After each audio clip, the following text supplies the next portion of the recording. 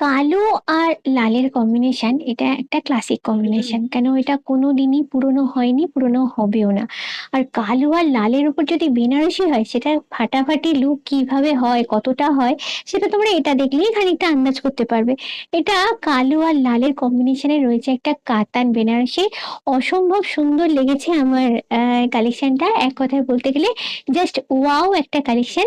সামনেই শুরু হচ্ছে ওয়েডিং সিজন, তা ওয়েডিং সিজনে পরার জন্য এইরকম শাড়ি যদি একটা নিতে চাও, দেখো তো জিনিসটা কিরকম হয়, কতটা ভালো লাগছে। আর তোমাদের দেখানোর জন্য ব্লাউজ পিসটা অলরেডি আমি খুলে রেখে দিয়েছি। পকেটের ওপরে আছে পুরো ব্লাউজ পিসটা।